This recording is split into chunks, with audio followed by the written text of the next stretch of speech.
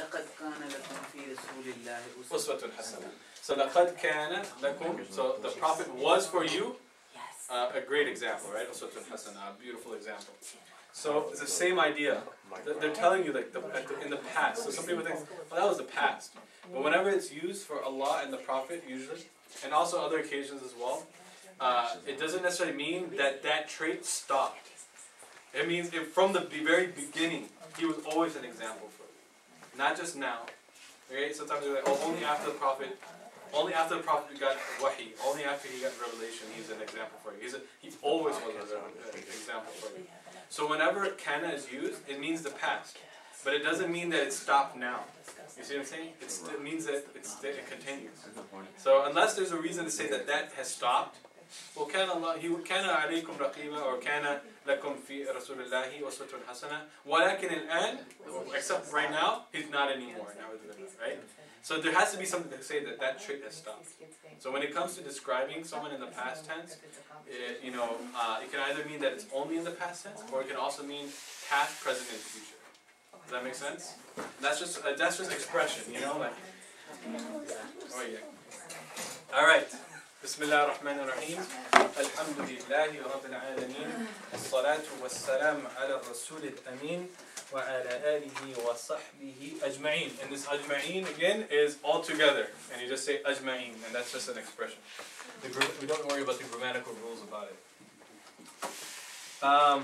So has anyone thought of a word that is that can give you both examples of the state of jar? Why a word can take the state of jar? That we say, a phrase that we say all the time. Anyone? David, I'm looking at you. Is it what? Come on. Anyway, let's give it a try. What do we say all the time? In Arabic. Huh? To each other? I'm sorry? It could be to each other, or it could be to God, or it could be just in general. And I said it just now. Shukran? Oh no, shukran is a little bit more complex. That's the state of nasab, by the way. Okay, that's one example. Lillah. What's something else that we say that has both examples in it? Anybody? Going? Free breakfast? Free breakfast. I'll give you a hint. There we go.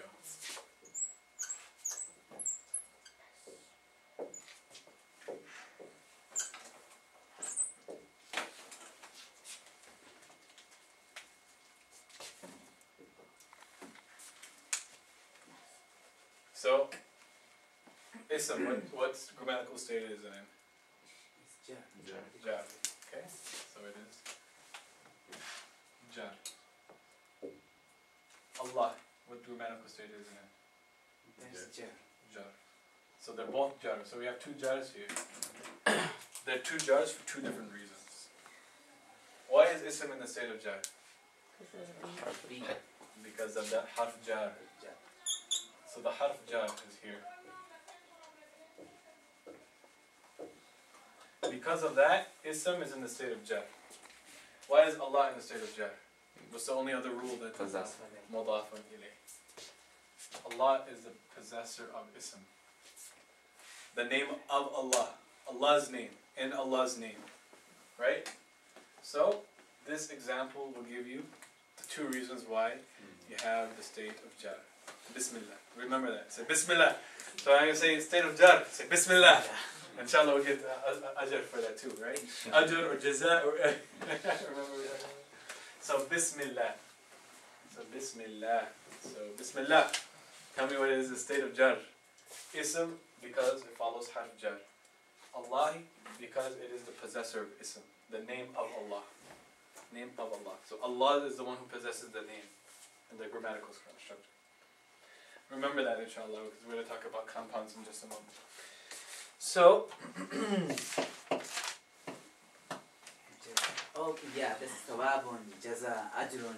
Yeah, exactly. All those different, all those words, they're translated in English, same thing. Same thing, right? But they have subtle differences. And that's for us to research and think, why did Allah say this? But I know this can't be the same thing because we're just studied Arabic and not every word, there's no word has the same exact meaning in Arabic. No two words have the same exact meaning in Arabic, period. So same thing in English. You could say, commendable, or you get all these synonyms. There's subtle differences in the meaning, but in Arabic, that you need to take a special focus to that because it gives you subtle meanings in the Quran and the Hadith of the Prophet. Peace be upon him.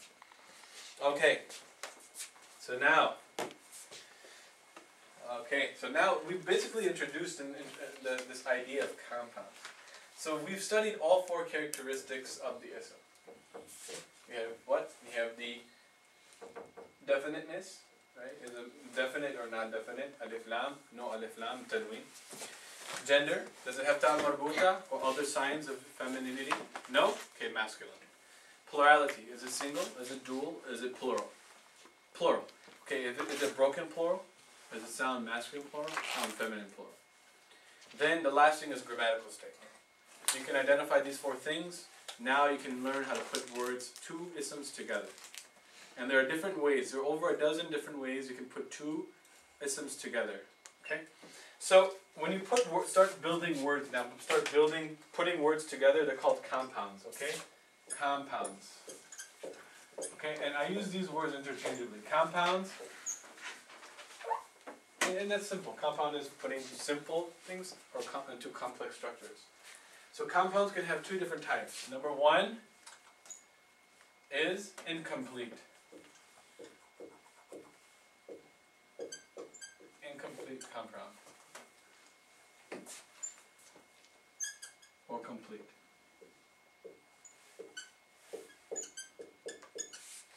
What's another word for incomplete that we use? We say phrase.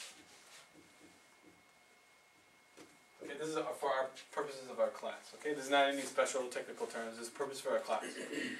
And sentence. So in English, it's incomplete sentences or incomplete sentences. But for us, so that we don't confuse ourselves with that word sentence. We use, if it's incomplete compound, it's a phrase. If it's a complete compound, it's a sentence.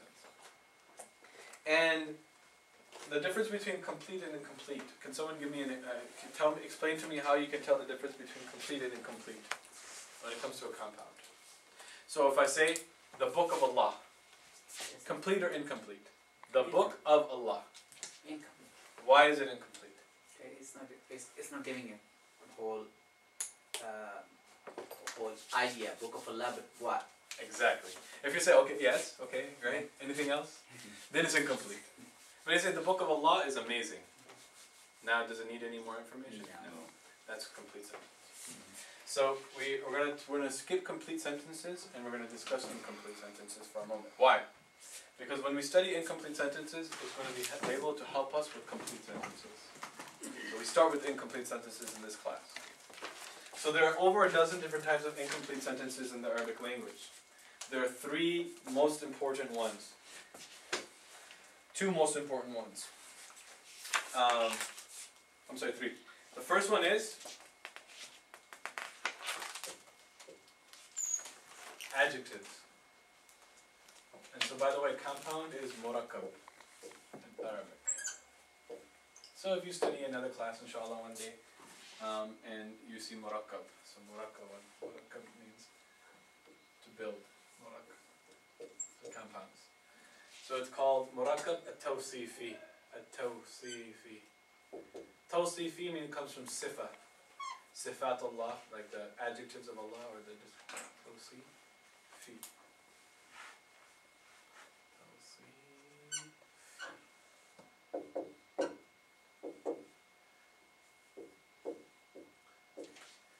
That's the first one, also known as adjectival phrase, adjectives, okay? It involves adjectives. The second one, what's the second type of phrase we've learned? And we've talked about it the last couple times. Which is what? Muzaf. Yes, exactly. It's also known as idafa. Idafa is the term of the structure. And it has two parts. Al-idafatu, al-idafa. And the third one we also have already covered a couple of times.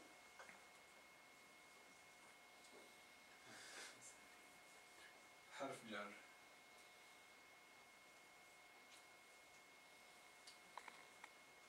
حرف جر. It's hard to write on this level, so excuse my handwriting. حرف جر. Okay. حرف جر. When you have a حرف جر, it's part of a construct, part of a compound or a phrase, an incomplete phrase. Okay. So we're going to go over these three different types.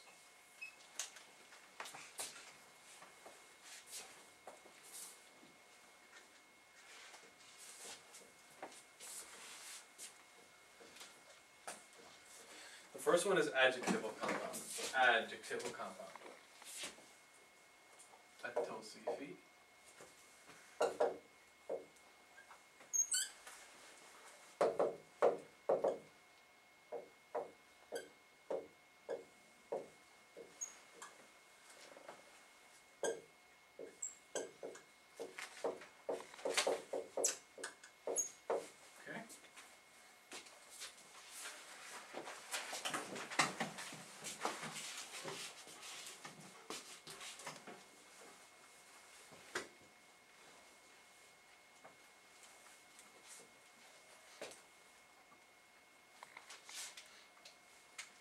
I'll give you a few examples.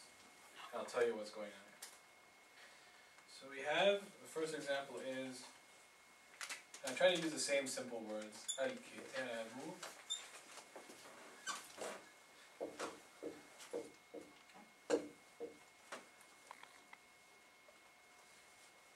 الكبير.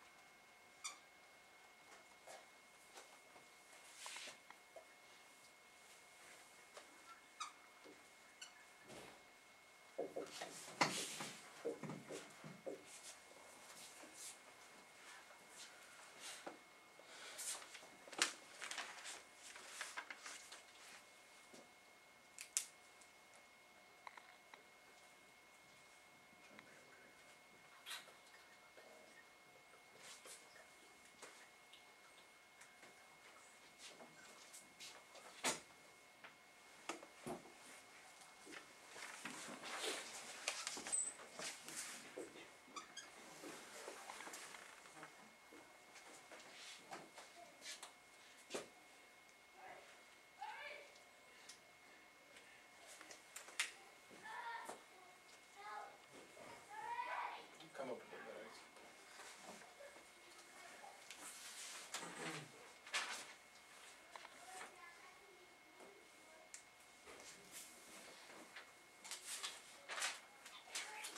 There's so many examples, but I'm just trying to think of different variations to it.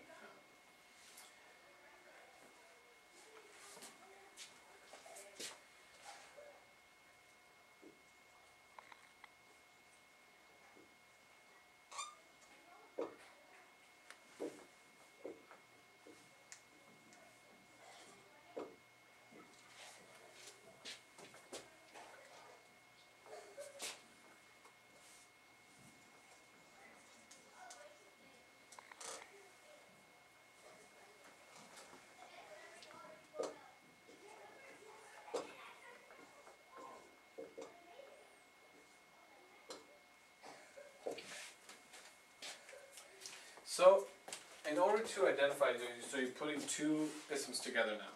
So you have two isms or more.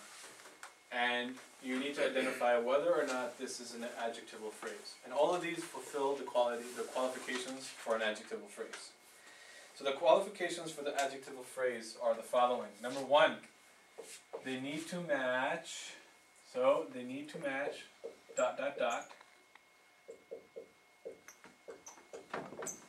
in ... definiteness. All the four characteristics we just talked about, they need to match in them. Number two, gender. Number 3, plurality.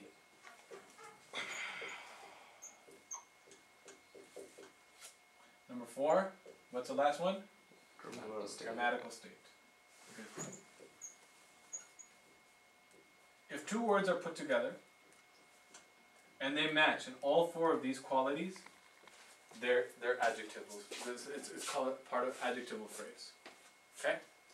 The adjective always follows the word that's being described. In English, it's the other way around. The tall man. In Arabic, you put tall after man. Okay? So, al-kitabu, what does al-kitabu mean? The book.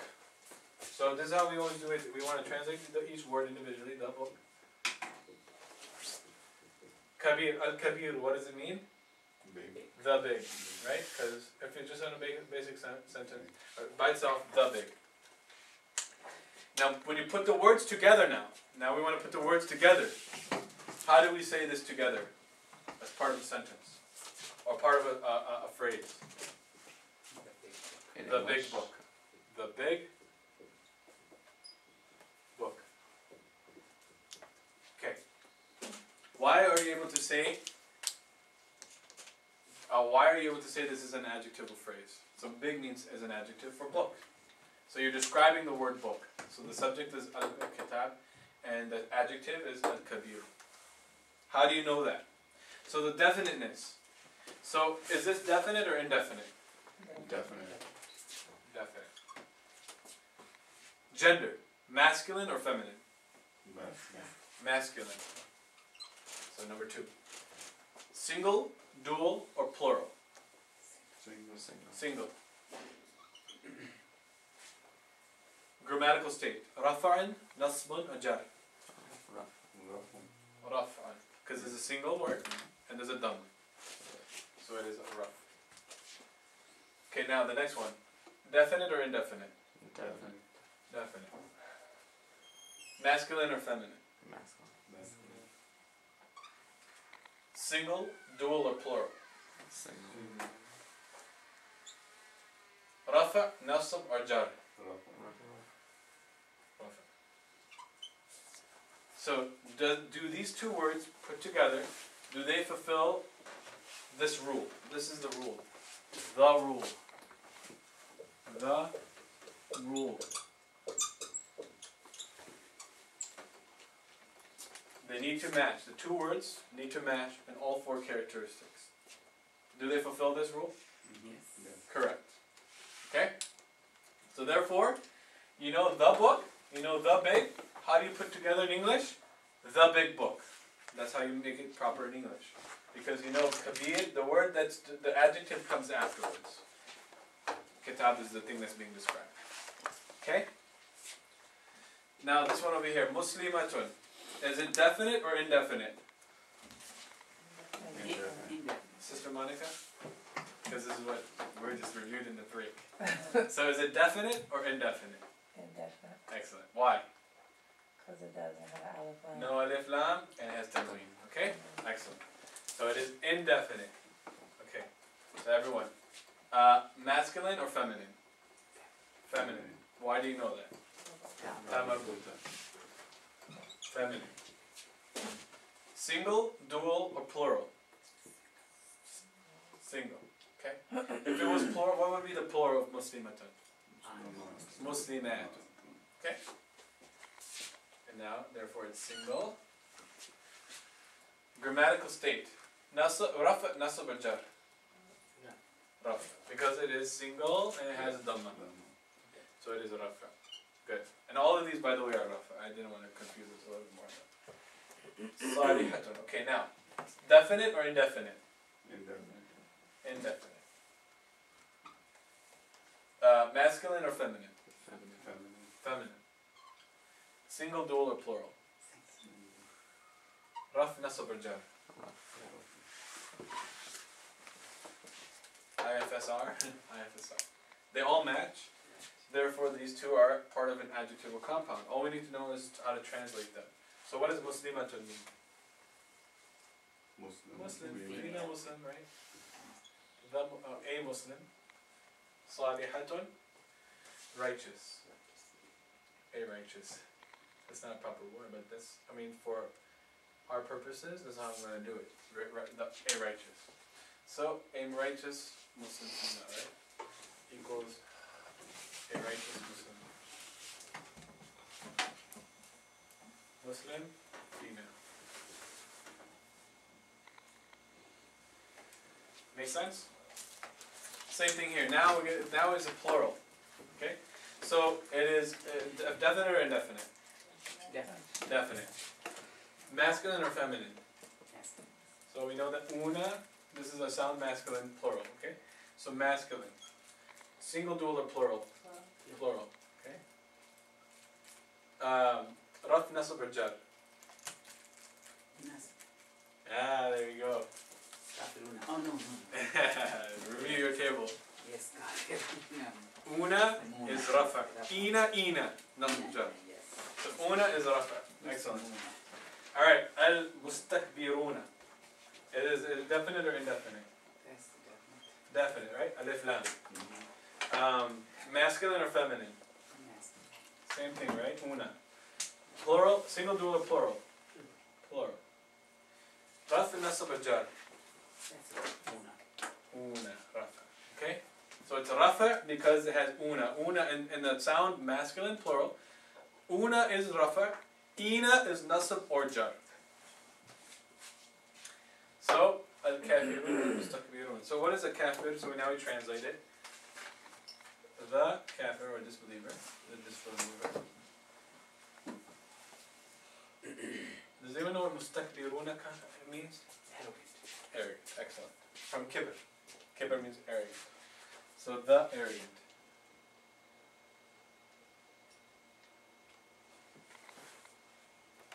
Okay? Excuse my writing. So how do we put this together? The arrogant disbeliever. Exactly. Arrogant disbeliever. Okay? Simple.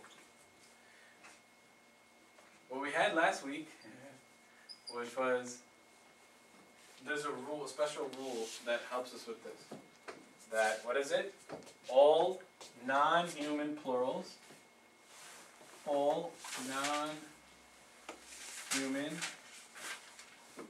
plurals act like what?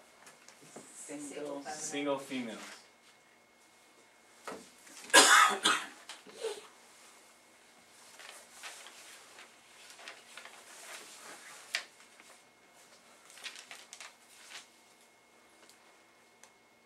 Okay? Non-human plurals. So anything that's not human, it's a plural. I'll give you an example. Everyone has this down? Okay, go ahead and write it down.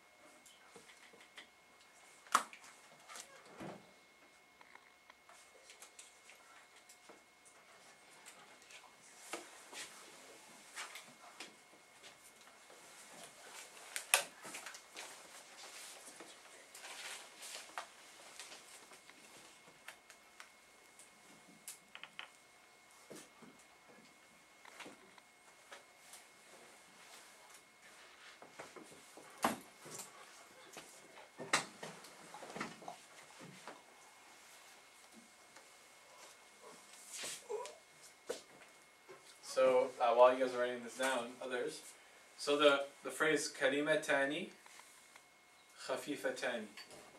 Kalimatani khafifatani is the hadith of the Prophet, peace be upon him. Kalimatani khafifatani ala al-lisani thaqilatani ala al-mizani subhanallah wa bihamdihi subhanallah al-azim. So kalimatani khafifatani. Kalimatani khafifatani. So kalimatani means two words, right? Two words. Kalimatani. Khafifatani. What does khafifatani mean? Small. Yeah, small. But why are you saying khafifatani? Because it's an adjective of kalimatani. So you need to match it. So it's kalimatani is dual. Khafifatani also needs to be dual. Does that make sense? So that's the same idea. I didn't write it down as an example, but dual, it needs to match its plurality too. Go ahead. If we wanna see the book is big, Yes. how would you change al-kitab Okay, we're gonna get into sentences. That's part of our review, inshallah. Okay. So after incomplete phrases, we talk about the complete phrase, which was what we talked about last week. Oh, okay. Yes. And so we're gonna review that a little bit, inshallah. Okay, that's gonna be the ending of our class. And I'm gonna speed up a little bit after this. Okay. So we can get to that. We literally just have a couple more things to go. Okay. So kalimatani khafifatani, so that's the indefinite, not definite. Kalimatani. That's exactly indefinite. Alright. But those kalimatani, these are being mentioned in the letter in the sentence, so that doesn't become the definite. So it is basically saying there are two words. The proper way of translating that is that there are two words. Okay, instead of the thing is that the difference between definite and indefinite, the rule is, does the audience know what you're talking about? If both the audience and the speaker know what you're talking about, then you use definite. If they don't know, so kalimatan, there are two words, we don't know what they are yet. He's teaching them what those words are. Sallallahu alaihi wasallam. Okay, so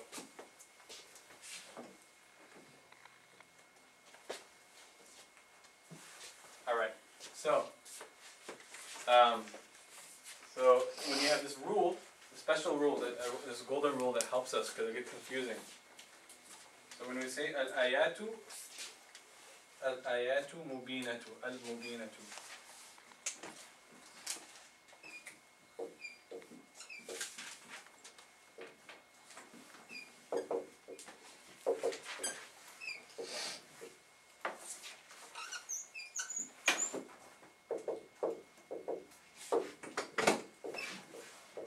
By the way, if you were in a normal class, but this is not a normal class, you wouldn't learn all this stuff in a week. You would learn it in a couple months. But you guys are learning it week after week, complex objects. Alhamdulillah, you guys have been doing very well so far. So I think that, mashallah, if you have the proper motivation, you'll be able to succeed in these things. And so basically, in a couple of months, 4 months, you guys have covered stuff that took us entire year, 6 months of 4 to 6 hours of study, 5 days a week. You guys are covering 2 hours a week for 4 months, and not even every week. So it's intense. It's called intensive Arabic, inshallah. So don't be afraid to ask questions if things are confusing. Okay. So this example, al-ayatu al-mubinatu. So let's go through it on a basic level. So al-ayatu, what does al-ayat mean? Signs, okay. Or ayat, or verses of Quran, okay? And the meanings are the same, verses of Quran, okay? So the signs is a literal translation, but it's commonly used for verses of Quran. So al-ayatu, so is it definite or indefinite? Definite. Okay, good. Alif lam. Masculine or feminine? Feminine, excellent. It is feminine. And it is plural. Okay, so it's a plural feminine. So what is this plurality? So we know it's a sound feminine plural, right? So it's plural. Is it raf, nasab, or jar? Good. Now here, same thing. Al-mubina. Is it definite or indefinite? Definite. Masculine or feminine? Feminine. Single, dual, or plural? Single, okay? There's not mubinat. Is it rafa, nasb, or jar? Rafa. Okay? So I ask you, is this an adjectival compound? No. From what looks of it, naturally, it does not look like a. Why? Because it doesn't match in the plurality. Right? We know it's a female sound. This is a sound feminine plural. This doesn't match. Because if any one of these things don't match, it's not an adjectival compound. But what is the golden rule? And this is going to repeat itself. When we talk about verbs, when we talk about sentences, all these things is going to repeat itself. So, al-ayat, is it a human being? Is it talking, ayat are the human beings? No, we're talking about signs. These are inanimate objects. That's another way of saying it. Inanimate. They don't have life.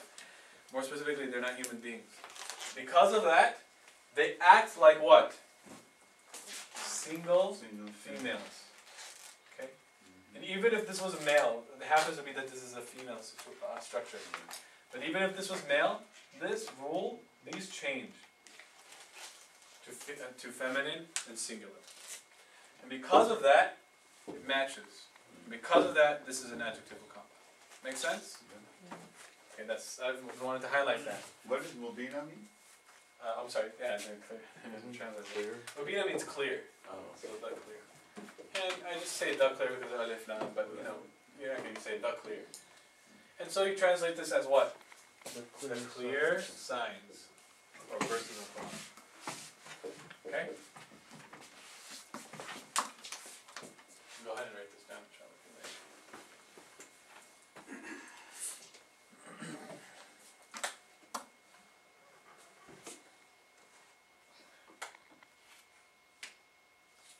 Question. Yes, go ahead. Ayati, is it plural because of the ya and the alif? Exactly. So we know that this is plural. What's the single of al-ayat? Al-ayat. Al-ayat. So one verse is ayatu. How do you turn a tamabuta into plural? Sound feminine plural. Al-ayatu.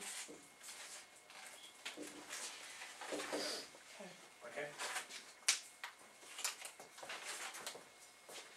And the plurality is a tricky thing in Arabic language. If you just see a word, it's very hard to identify whether it's plural or not.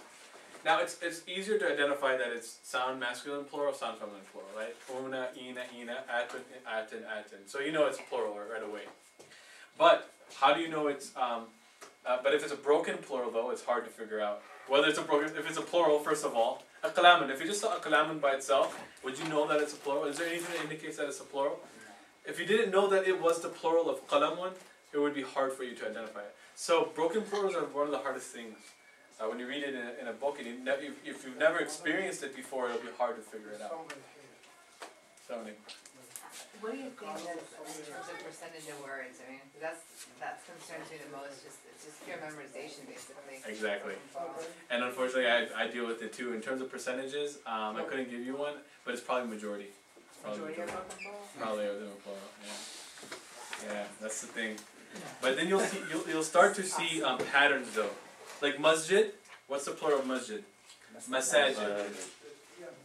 Maktab, what's the plural of maktab? Makatib. So you'll start to see patterns, and there are patterns for common words, but then sometimes there's so many patterns, why even memorize the patterns? Just memorize the plural. That's unfortunately the reality. When you feel like you got it, then you see those like uncommon. It's a humbling language.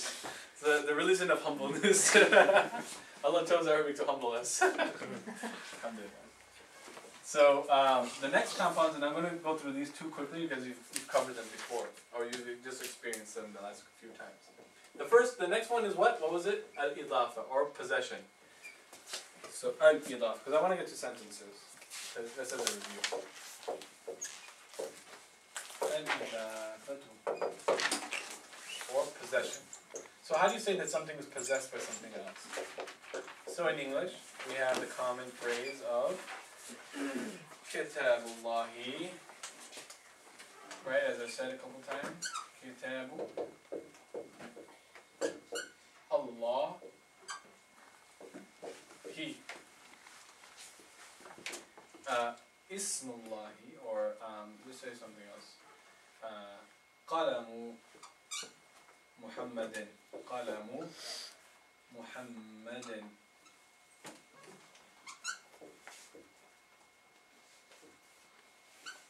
Muhammadin.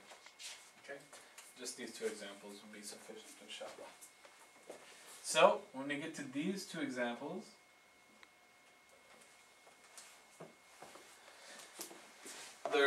the rule for possessive compound.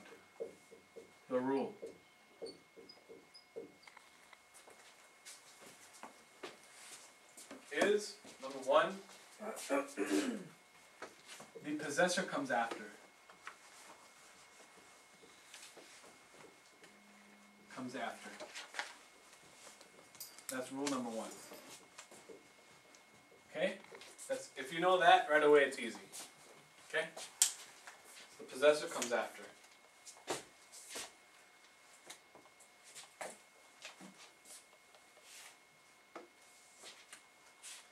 In Arabic, possessed.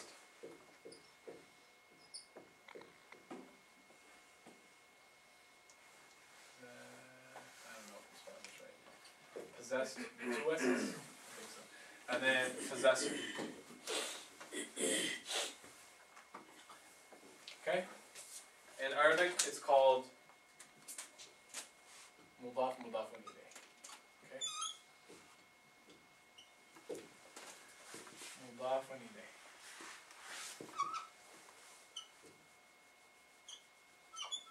Okay? So that you know, I use them interchangeably. So the possessor, mudafun ilayh, comes after. The second rule is that the possessor is always in the state of jar. We've already covered this. Possessor, always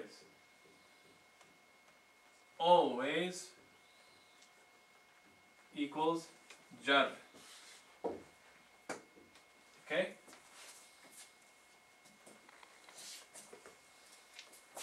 Number three, possessed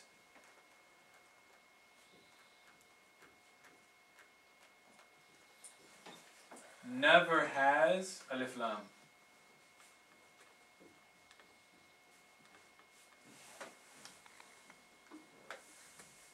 Okay? So there's no alif lam, you remove the alif lam. So it's kitabullahi, it's not al-kitabullahi. Why? No idea. It's for smoothness, I guess. And the fourth one is not really a rule, but just kind of a reminder. The possessed can change its i'rab. Can take any i'rab. Can take any grammatical state. Any state. I'm just going to say state, okay? Grammatical state. So, and that grammatical state is dependent upon what comes before it, okay? So what comes before it, it'll affect its grammatical state. So like we said, Bismi Allahi. Ism is the possessed. Allahi is the possessor. Ism takes kasra. Why? Because of B. But ism can say Ism Allah. You can say Ismu Allahi. Or say Uhibbu Ism Allahi. I love the name of Allah. So it's Ism Allahi. I take fatha. So all that you need to know is that this word, the possessed item, can take any grammatical state. However, the possessor can only take the state of jar. Okay? Those are the 4 rules. 3 rules and 1 reminder. And if you see that, you can see that this is a possessive compound. Because why? Allahi, right away this is a sign, this is an indication. No alif lam, and you see a kasra in the second word, right away you're thinking, okay, you're thinking possessive compound. Those are the 2 easiest ones to remember. But this one can change. It can be fatha, it can be fatha. Kitabi, it can be any one. This one always needs to be in the state of jar. Okay? And it does not don't mistake that, always needs to have a kasra. It does not always need to have a kasra. It always needs to be in the state of jar. So, for example, buyut, bayt, buyut, al-muslimina.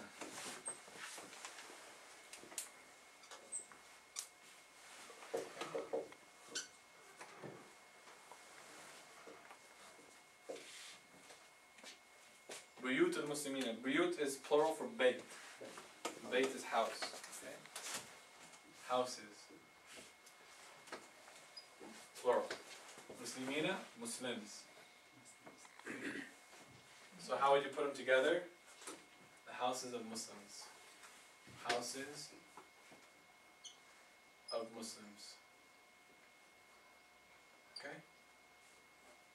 So why? Because this is in the state of jar. So this is why we need to know the signs of jar. The signs of raf. The signs of nasab.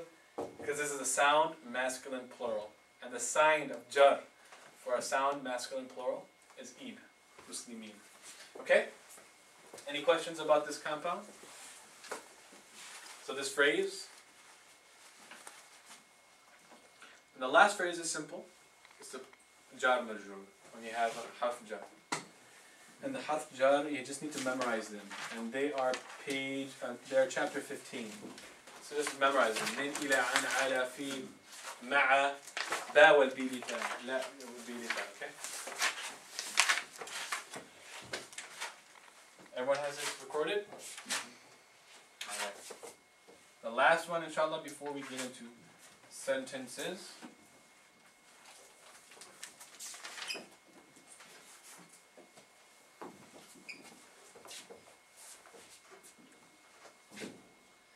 Because sentences, now you need to be able to identify when something is complete and when it's not complete in Arabic. And you know that by identifying the grammatical phrases or the phrases. Okay?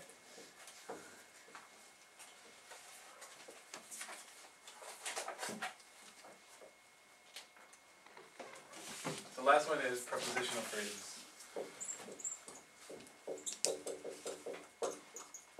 Phrases.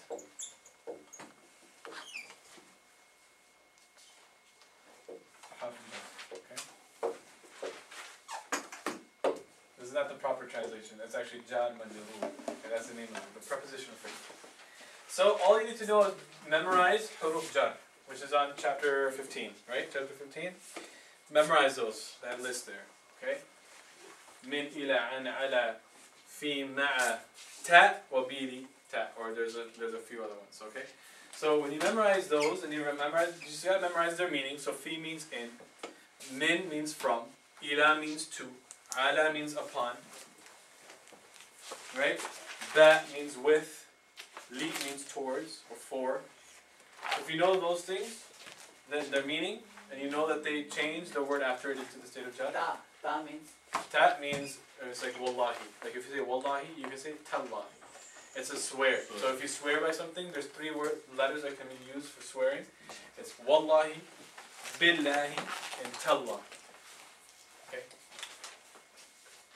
So those are all listed there. I'm not going to go into details about them.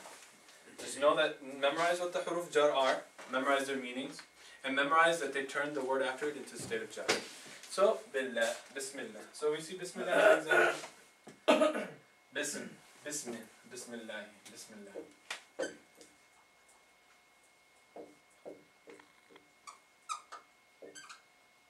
Okay, so what is this? State of jar, okay? Because why? The ba is here. Okay. And so this ism is in the state of jar because of the ba. And so you say, with Allah. Is that a complete sentence or not? No. With the name of Allah even. It's not a complete sentence because you need more information. Okay?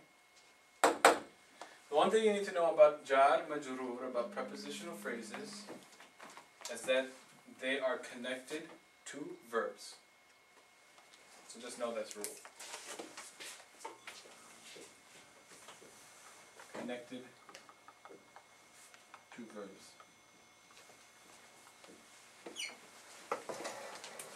Okay? So when you see Bismillah, you're like, this is not a complete sentence. Why are we saying Bismillah? The reason is because there's something hidden. A verb is hidden. And so you can say, Abda'u Bismillah. I'm beginning with the name of Allah. Or Akulu, I'm eating Bismillah. With the name of Allah. So anytime you see a prepositional phrase, it is always attached to a verb. You need to find its verb. Okay? And adhabu ila al-masjid.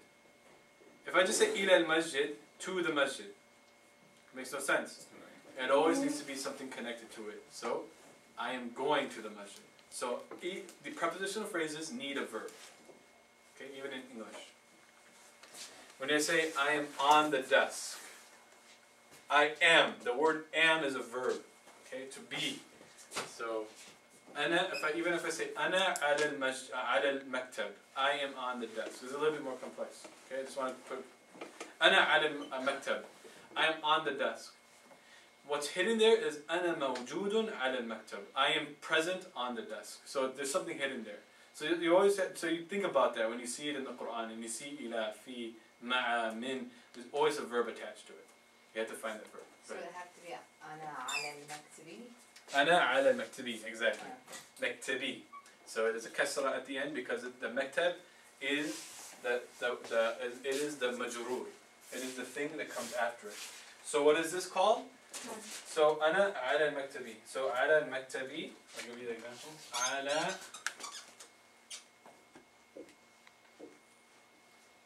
المكتبي. مكتب. مكتب means desk. B. This is called the jar. Harf jar.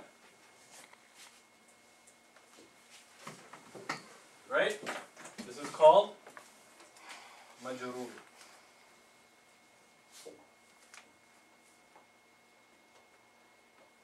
Okay? So it takes the state of jar. Questions? Simple. Let's recognize that there's a harf jar there. Recognize that the majrur is in the state of jar. Or how do you say something is in the state of jar? You say it's majrur. So that's easy. How do you say that something is in the state of raf? You say it's marfu'. How do you say that something is in the state of nasab? You say it's mansub. So that's how you remember it, okay? Questions?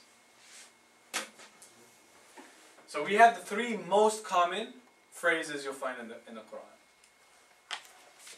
Why are these important? When you put them together in sentences. So the basic sentence with two words is simple. These rules, all you need to do whenever you look at words when they're put together is you need to identify are there a complete sentence here or there an incomplete sentence here. So I'm going to put a bunch of words together and you're going to tell me if it's a complete sentence or not. Okay?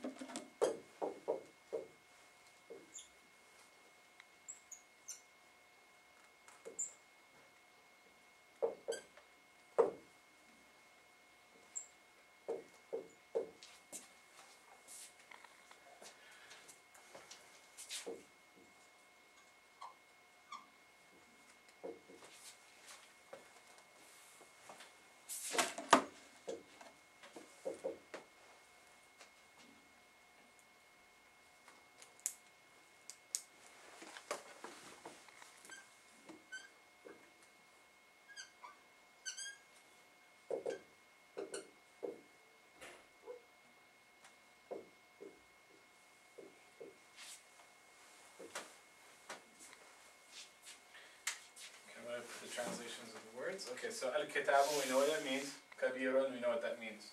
Al-rajulu, does anyone know what al-rajul mean? What is al-rajul? Man. Al-saghir, Small. the opposite of kabir. Al-kalb, what is kalb? Dog. Dog. Jaw'anun, جوعان, hungry.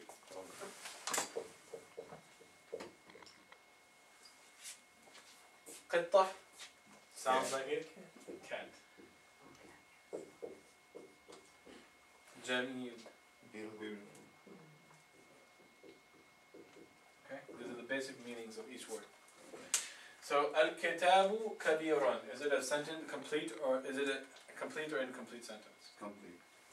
Right. So the question you ask yourself is you look at the words put together and you ask yourself, do these two words, are they part of an incomplete sentence? This is for the basic two-word sentence. Two-word sentence. You say, are these two words, are they related? Are they connected? Do they work as a phrase? So the only three phrases we know, and these are the most important ones that I'm asking you to know, is it part of a possessive phrase? Is it part of a prepositional phrase? Or is it part of an adjectival phrase? So is it possessive? No, because there's alif lam here. There's no kasra here. There's no ja. Okay. Is it adjective? Okay, maybe. But why is it not adjective? Why is kabir not an adjective of kitab? Doesn't the grammatical state doesn't match? Exactly. The grammatical state does match. So the dhamma dhamma. But what's not matching? Definitely. Definiteness. Yeah. Alif lam, no alif lam. Okay. So so therefore it's not a it's not that. And so it's not an adjectival phrase. So is it a prepositional phrase? There's no preposition here, so it's not a prepositional phrase. So then you're like, okay, it could be a complete sentence. Let's look at what it is. So al-kitabu kabirun. For basic two-word sentences, the only thing that needs to match between these two is grammar, gram state, and plurality. Okay? For a basic two-word sentence, the grammatical state needs to match, and the plurality needs to match. Okay? So al-kitabu kabirun. So al-kitabu kabirun, the grammatical states matches, and they're both singular. And so, and because there's no alif lam, if you add in an alif lam there, what does it become? An adjectival phrase, right? So you had to get rid of the alif lam. And so that's where you put the book is kabir. It doesn't have to match in gender? I'm sorry, gender, exactly. So gender. It does need to match in gender as well, okay? For basic two-word sentences. But the definiteness cannot match. Because if you match all four things, then it's messed up. So the book is big. Al-rajulu as-saghiru.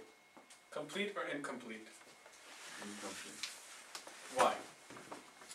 Because they both are definite. Uh-huh. They both are Masculine or feminine? masculine. They both are in the same state. Grammatical state. Grammatical state. What about plurality? Single? Single. Okay, good. There you go. So this is an adjectival phrase. How do you turn it into a sentence? Al-rajulu sabir. I'll take out. There you go. Now it's a sentence. الرجل صغير. الرجل صغير. الكلب جوعان. So complete or incomplete? Complete. Exactly. So you have something that's definite, single, masculine, and murafa'an. Yeah. Then you have something that is indefinite, single, definite, single, masculine, and rafa'an. So because the definiteness cannot match. So therefore it is the dog is hungry. The dog is hungry. Notice how there are 4 words here, there's only 2 words here. The word is doesn't exist. We'll talk about that in a moment, inshallah. Al-qittatu al-jamilatu. Complete or incomplete? Incomplete. Why? It's part of a adjectival compound again. That's a basic 2-word sentence. Easy. You'll be able to recognize those in a heartbeat. So, inshallah. So you will. So al-Qur'anu mubinun. The Quran is clear. Now we add something else. Now we add more words.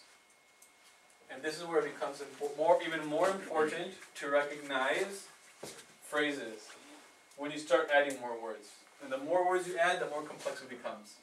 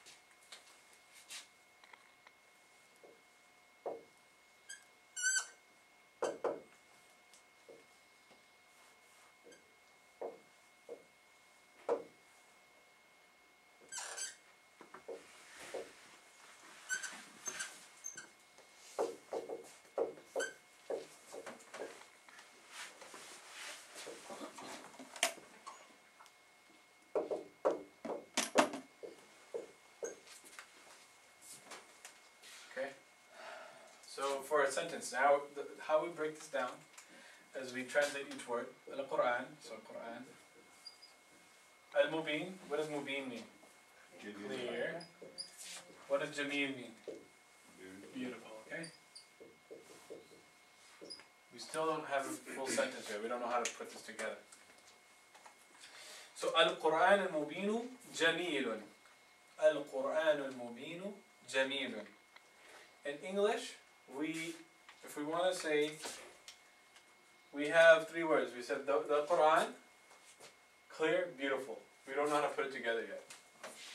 In English sentence, so when you talk about a nominal sentence, when you talk about a sentence that begins with an ism, okay, sentence that begin with ism, you have two parts to it. So a sentence, nominal sentence,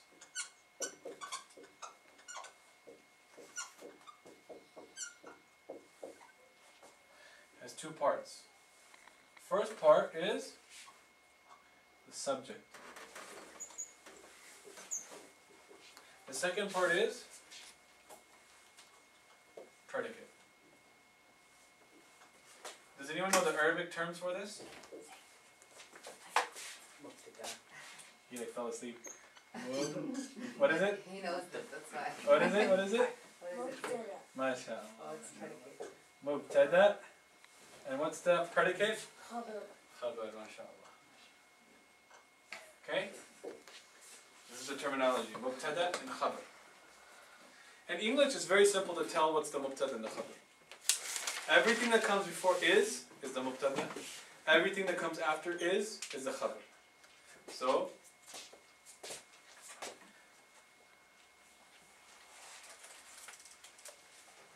the book is big, right? The clear book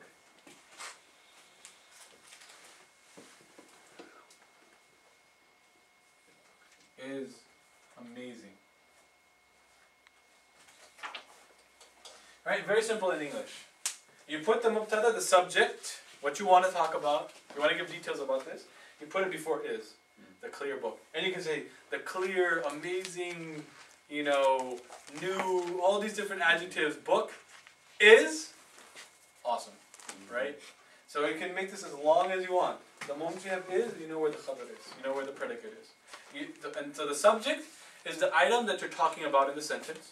The predicate is the information you want to relay regarding the subject. In Arabic, it's no different. The only difference is that there is no word is. It's not that simple. And remember, I told you you can rearrange all these words, so you want to be able to understand where do you put the word is when you're translating it. And in order to do that, the rule is simple. You need to be able to identify when all phrases connected to the subject have exhausted. The moment a word is not connected to the words prior, that's where the predicate begins. Whenever a word is not connected as part of a phrase to the words prior, it begins the predicate. So, in this example, Al-Quran, okay, that's the first word. So that's easily, that's part of the subject. Al-Mubinu. The question you ask, is Al-Mubinu connected to Al-Quran as part of a phrase? There's a dozen phrases. We've learned 3. These are the 3 most common ones. Bang for your buck. So, is this part of any of those 3 phrases? Yes or no? Yes? Yes. What kind? Tawsifi. Tawsifi, excellent. So it is an adjective. How do we know it's an adjective? Again, definite, masculine, singular, rafa. Definite, masculine, singular, rafa. So these 2 are connected. They work together. The next question is Jameel. Is Jameel either connected to Al-Mubin, and you need to go back to, or is it connected to Al-Quran as part of a phrase? So you need to think about that. It's going to be important for our next example. Okay? So Al-Quran Al-Mubinu Jamilun. Is this part of a phrase with Al-Mubin or Al-Quran? Or neither of them? Neither of them. So let's go back simple to Al-Mubin. Is it an adjective? Is this an adjectival phrase? No. Why not? Definiteness. Definiteness missing. Right? Good. Now, is it part of a possessive compound? Possessive phrase? No. Why? Because this is right away we know this says alif lam. It doesn't look like that, right? So no. Is there a preposition here at all? There's no preposition. So okay, good. It's gone.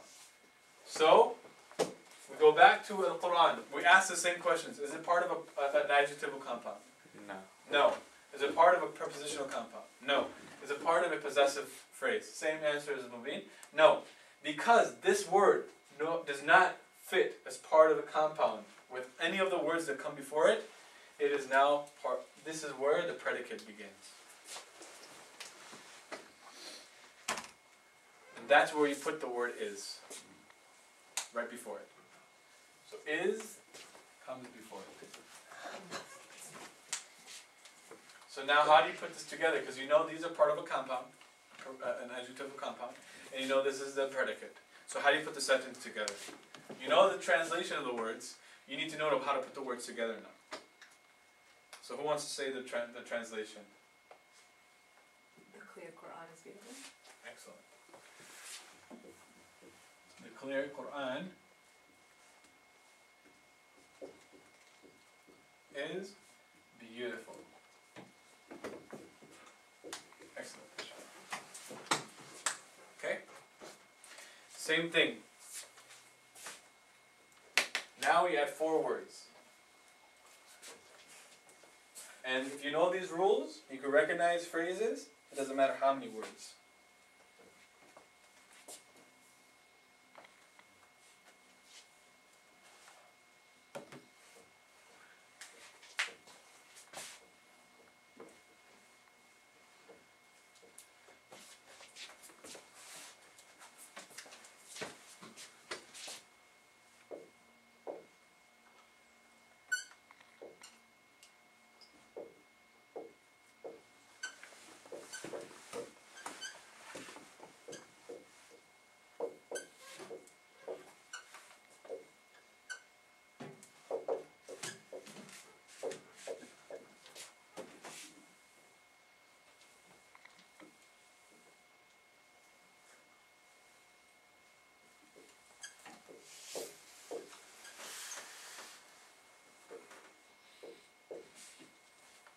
Four words now.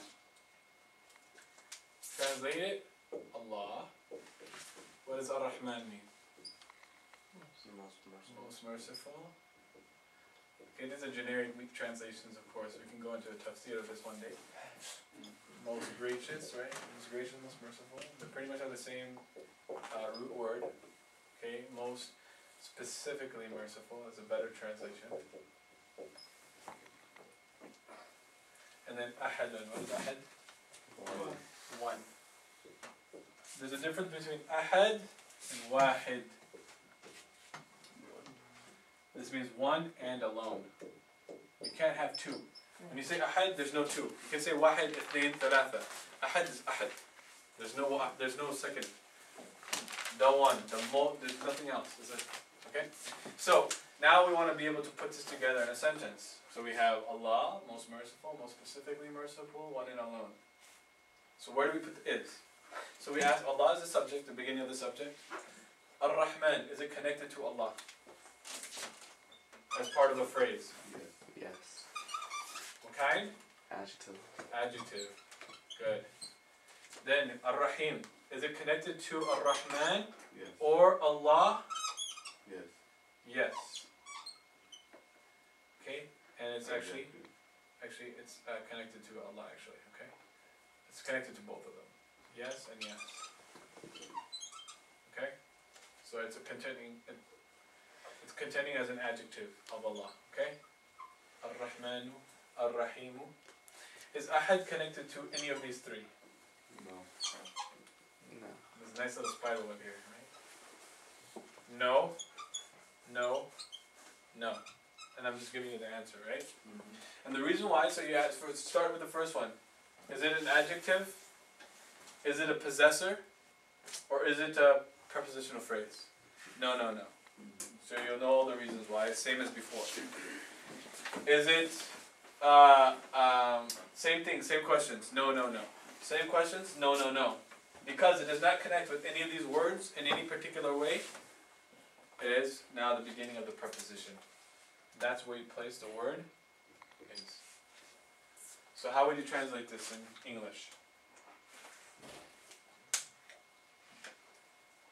Allah, the most merciful and beneficial, is alone. Is one and alone. Exactly. So, what he said. So Allah, the most gracious, the most merciful, is one and alone. Okay? Excellent. So now this becomes a little bit more complex when you have possessive compounds. It's just a review of something you need to know about possessive compounds.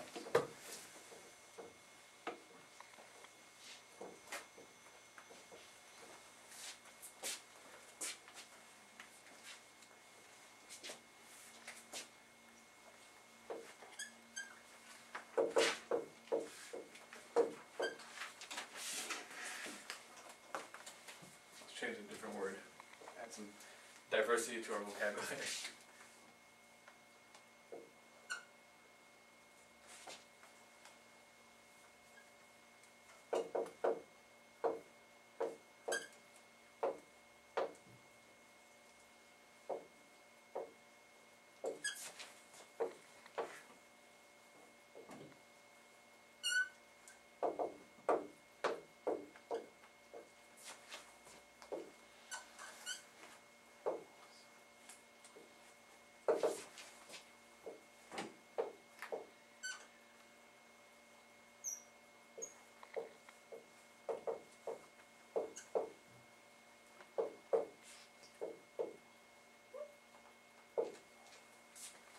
A little bit more complex.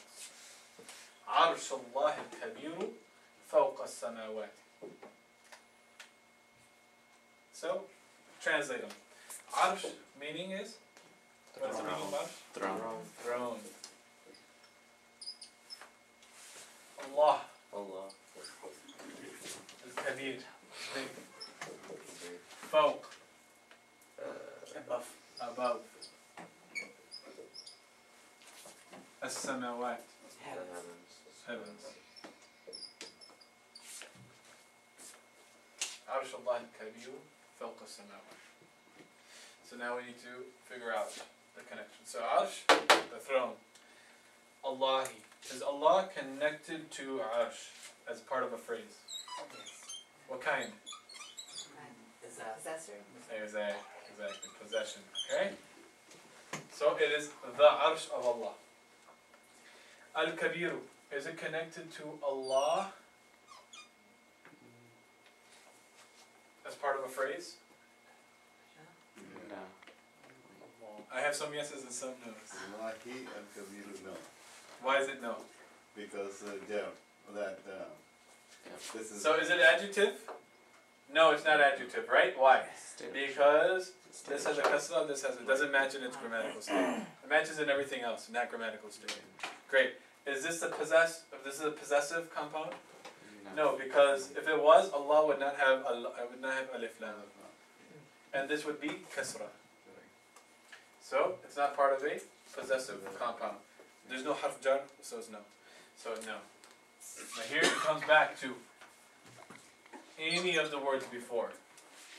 So alif lam is must because Allah is a marifa. Right. And alif lam, that gives the definiteness. So Allah is the definite. Right. Yeah. So But it's a non-point here because if you said Arshallah al-Kabiri, then because you can't have nakira with Allah. You cannot have indefiniteness with Allah. You always have to have definiteness. Okay? But if this was a kasra, then it would be connected. right. Then it'd be connected because it matches in all four ways to Allah. But it doesn't, so there's no Allah. So that was I knew, that was a really good observation. You can't have no alif lam afterwards. So how do you do it? That's the point. You cannot. You always have to have ma'rifah. You always have to have definiteness for an adjective with Allah. So that's the point. So good. So it's not. So that's not there. So it's not matching with Allah in any way. Does it match with arsh as part of a compound, a phrase? Yeah. So is it an adjective of arsh? Is it a possession of arsh?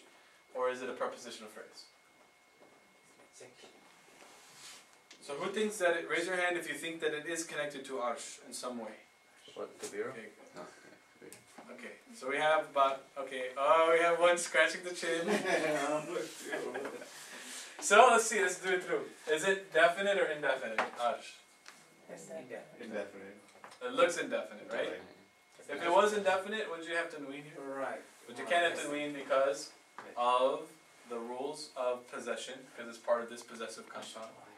And you cannot have alif lam as well because of the rules of possessive compound. So how do you identify if a word that is connected to a possessor, if it is definite or indefinite? And the way that you identify that is if it's connected to a definite word, if the possessor is definite, the possessed item is also definite. Okay. That was a rule I didn't discuss, but we discussed it in class. Okay. So it is definite. So definite, single, dual, plural. Or masculine or feminine? Masculine. Single, dual, plural. Single, rafa, rafa. Okay? So al-kabiru. Definite, masculine, single, and rafa. So therefore it does match with that. And therefore it is connected. It is connected to a word. Therefore this is still part of the mubtada. Still part of a complex subject. It's still talking about the arsh of Allah. So we'll translate it in a moment. Fawqa. Is it connected to any of these three words in any particular way? So it's not connected to kabir. Okay. It's not connected to Allahi. Kasra. Fawqa. It's not connected to arsh. Okay. So it's not connected. So this is where it begins.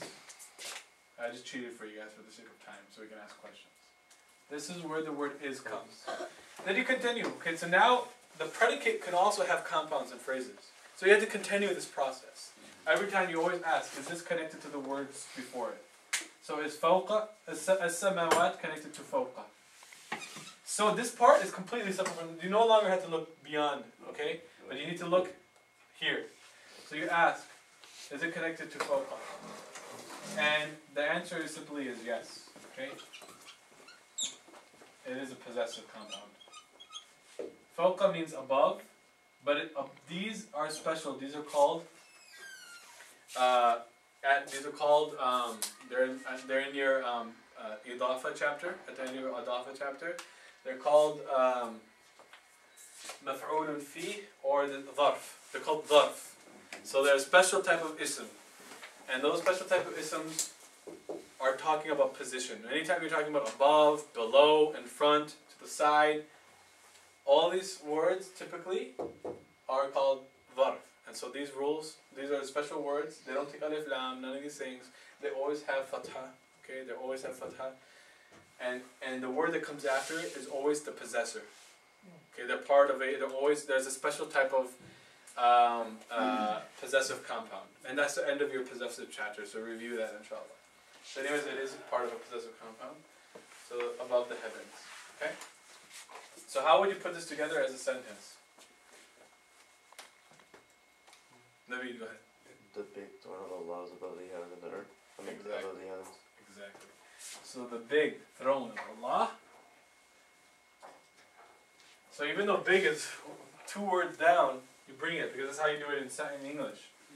The big throne of Allah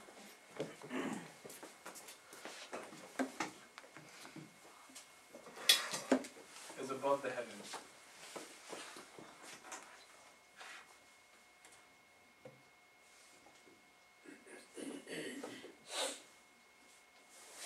Okay?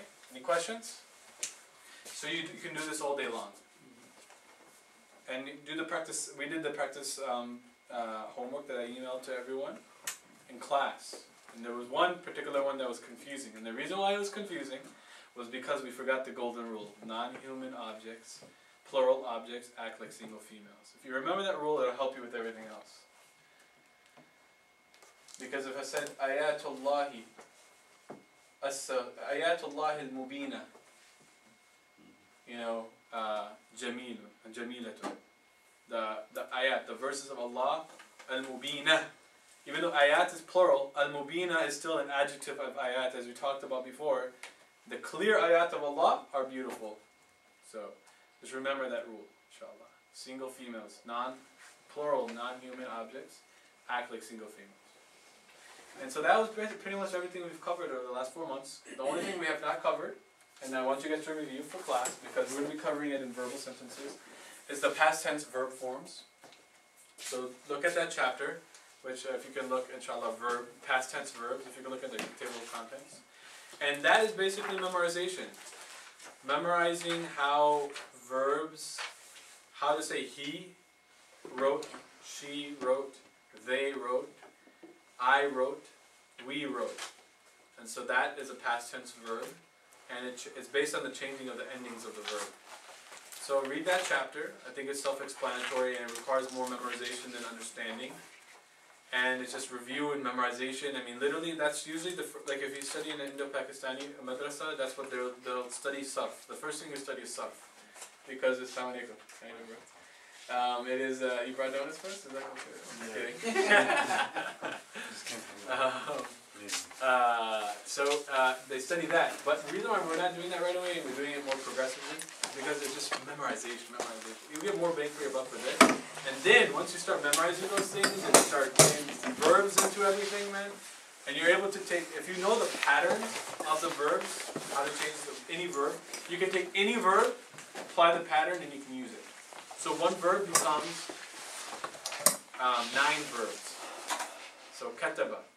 How do you say he wrote? Kataba. How do you say she wrote? For those of you who need to review. How do you say she wrote? Katabat. MashaAllah. Katabat. How do you say I wrote? Close. You're thinking how to say my book. You're close. How do you say it? Katab? Tu. Katab tu. How do you say we wrote? Katabna. How do you say they wrote? Katabu. So basically, if you know those patterns, and you just need to memorize them, man. I'm telling you, memorize them. Inshallah, once you start doing that, you can take any word. Because the endings will always be the same. You can take any verb, the endings will always be the same for past time. Even when you get to complex verbs, like istaghfara, istaghfara, istaghfara, istaghfara, istaghfaru, istaghfarat, istaghfarata, istaghfarna. استغفر, استغفرت, استغفرتم, استغفرتما, استغفرتم, استغفرتي, استغفرتما, استغفرتن. All the ending is always going to be the same. How the other stuff changes, you're going to learn that in time. But the ending is always the same. You can take any verb and you can say he. At least you can say I know who's doing the action. Any verb, you pick up the Quran, you see u, I, at, ata. You know who's doing the action. You may not know what the action is or what's going on there. That's going to come with our time, inshallah. But now, right now, by tomorrow, you should know how to do that. How to do that, inshallah. So that's just straight memorization. And it's going to come with practice, inshallah. So, and that's just, فعل فعل فعلوا فعلت فعلت فعلنا. You just gotta do it, and just remember what each one refers to. Then you're gonna get into present tense verbs. So how do you change kataba into present tense? How do you say he wrote, and to change he is writing? Yaktub. And so you add a ya and you change it around a little bit. So these things are important, inshallah, and we'll learn them. So tomorrow we'll read your ayat, and this guy's ready to run away. So it's kind of Oh, like basketball. That's right. Oh man. Oh yeah. If anyone has questions, you're welcome to ask them too. Inshallah. It's just now formal.